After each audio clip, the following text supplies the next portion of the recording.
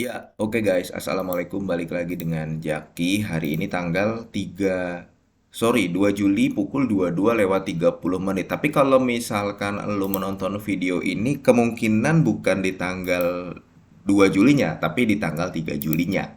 Nah, gini guys, gue mau bahas NRCA karena ini saham cukup banyak yang request, Bang, bahas NRCA banyak, di mana ini dia sudah membagikan dividen, prospek di tahun 2024-nya bagaimana gitu.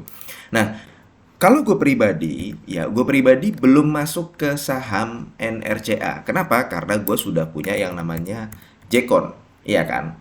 Nah, pada video sebelumnya, ini sedikit cerita aja guys. Pada video sebelumnya, gue menyampaikan bahwa Jekon ini sama sekali tidak menarik. Iya dong, kalau misalkan dibandingkan NRCA, dibandingkan total Bangun Persada, dilihat dari labanya, Jekon sama sekali tidak menarik.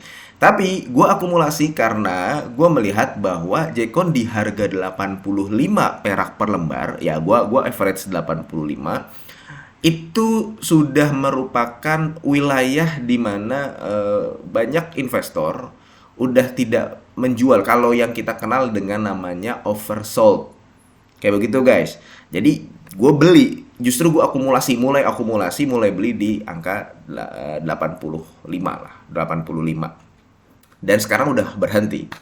Hasilnya, dia juga bagikan dividen sebesar yield 4,9% dan sekarang sudah cuan 7%. Yang tadi gua katakan hasilnya sudah cuan 10%. Jadi, kalau gua mau keluar kapanpun, ya gue tinggal taking profit. Karena gue sampaikan lagi kepada lu guys bahwa Jekon sama sekali tidak menarik di video sebelumnya. Nah, sekarang kita ke NRCA. Berbeda dengan Jekon, NRCA lebih menarik. Karena kenapa guys? Ya labanya dia besar. Market cap-nya hanya 800 miliar. Jaya Konstruksi itu market cap-nya lebih dari 1 triliun.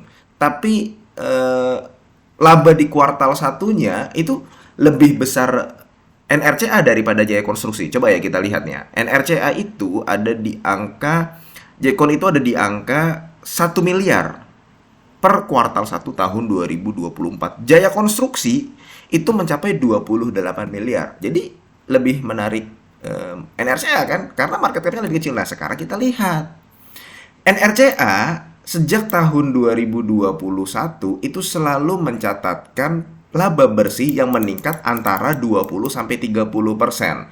Di tahun 2021 dia sampai pada bulan April 2021. Ini ingat ya, kita ngomongin 2021 dulu nih. Dia mendapatkan kontrak baru senilai 373 miliar.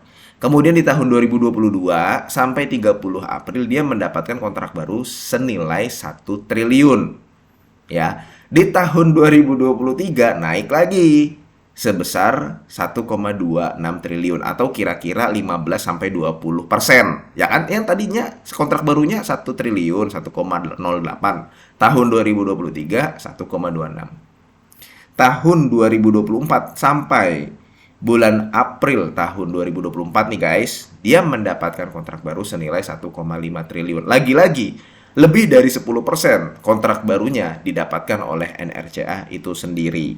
Dan kita lihat hasilnya, labanya selalu meningkat dalam 3 tahun terakhir. Dari tahun, kita bandingannya dari tahun 2021 ya. Laba bersih selalu naik sejak tahun 2021 antara 20 sampai 30%. Ya kan? Coba lu cek untuk EPS-nya dia. Nah, kemudian dari nilai kontrak ini di full year tahun 2021 kita dapat, ini laporan keuangan tahun 2021 ya guys ya. Kita dapat nilai kontrak dari NRCA. NRCA kan ini perusahaan konstruksi yang rata-rata dia pemberi kerjanya itu dari pihak swasta. Jadi terhitung aman sebenarnya NRCA ya. Nah, kita tahu nilai kontraknya itu ada di angka 6,9 triliun. Di tahun 2021 ini laporan keuangan tahun 2021. Tahun 2023 Desember nilai kontraknya ada di angka 6,8 triliun. Tahun 2024 ini nih, kuartal 1 2024 kita dapat di angka 7,4 triliun. Menarik nggak? Menarik. Sudah begitu ya guys ya. Perusahaan seperti NRCA itu dia memiliki kas yang tebal. Tahun 2021, 2020 dia punya kas sebesar 495 miliar. Ini tahun 2021. Tahun 2020 punya kas sebesar 577 miliar. Di mana ya 500 miliarnya ini ditempatkan di deposito berjangka di Bank OCBC, Bank Mayapada dan sebagainya dan sebagainya. Sehingga ya meskipun sebenarnya pada saat pandemi dia tetap dapat keuntungan nih guys di tahun 2020. Kalau gua rasa ada di sini kecerdasan dari manajemen NRCA.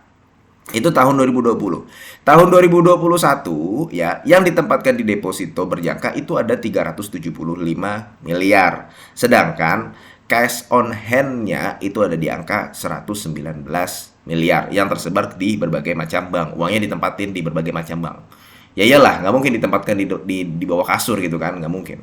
Nah, sekarang kita ke tahun 2023. Ya, lama-lama ya dia makin menipis sampai tahun 2024. Yang tadinya di deposito ada 424 miliar ya di tahun 2022, tahun 2023 itu ada di angka 352 miliar. Ini ada berbagai macam faktor, tapi salah satu indikator gue lebih suka perusahaan yang tidak menempatkan banyak uangnya di bank. Jadi uangnya dibiarkan dan digunakan untuk memutar gitu loh. Kan kalau misalkan perusahaan konstruksi misalkan ya dia banyak pengeluaran juga kan. Banyak pengeluaran yang harus dilakukan di awal gitu loh. Nah, di tahun 2024 sama jumlah depositonya makin menipis. Sekarang ada di angka 316 miliar. Dengan kas setara kasnya totalnya adalah 557 miliar.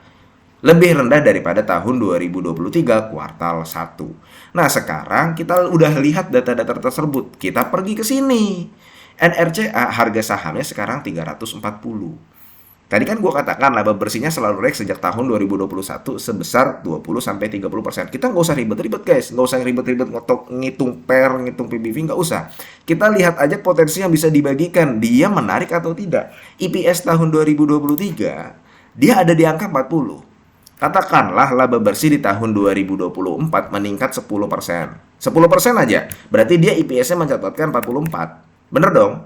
Ya kan? Kalau misalkan dia membagikan dividen payout ratio sama dengan tahun 2023, yang biasanya memang NRCA DPR-nya gede ya, maka dia berpotensi membagikan dividen per share itu ada di angka 31 per lembar. Kalau lu memiliki di harga 340, lo mendapatkan dividen yield 9%. Ingat, itu apabila laba bersihnya meningkat 10%.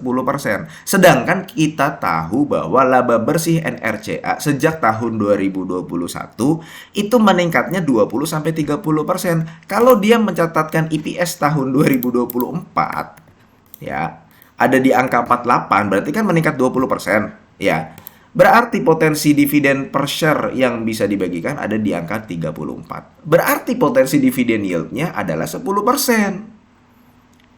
Nah ini guys yang menjelaskan kenapa NRCA setelah membagikan dividen dia sempat drop. Kemudian ya dia mulai bangkit lagi. Karena memang ada beberapa investor, gue yakin ada beberapa investor yang sudah melihat data-data ini, yang sudah melihat kondisi NRCA itu sendiri, sehingga kemungkinan dia untuk jebol di sini nih, kemudian turun lagi ke angka di bawah 326, ya udah kecil. Ya sekarang siapa yang nggak mau lu beli di harga 326? Kemudian orang menghitung, oh dia berpotensi membagikan dividen 34 ya, atau enggak 44 nih di sini. Dia naik 10% laba bersihnya. Ya siapa yang nggak mau dividen yield dari perusahaan konstruksi sebesar 9%? Lumayan kan? Itu angka yang besar loh. Nah itu guys yang gue maksud. Sekarang harga NRCA adalah di angka 340. Kita tinggal lihat saja, tapi kalau melihat data-data ini seharusnya dari pendapatan dan laba bersih NRCA, di mana dia memiliki proyek-proyek yang ada di IKN, Rumah Sakit Mayapada, walaupun yang Mayapada nggak terlalu besar ya, nilai kontraknya itu ada di angka 99 miliar. Tapi kan ada beberapa proyek-proyek yang memang dia belum selesai. Baru selesai itu di Desember 2024, Juni 2024, ada yang di tahun 2025. Belum kalau dia yang tadi dapat kontrak baru senilai 1,5 triliun. Jadi itu guys, mudah-mudahan video ini bermanfaat ya. Kesimpulannya NRCA masih menarik di tahun 2024 ini karena ada potensi laba bersihnya meningkat. Semoga lo sehat selalu sehingga kita bisa bertemu kembali di video-video selanjutnya. Ini bukan ajakan jual beli. Gua akhiri, wassalamualaikum warahmatullahi wabarakatuh.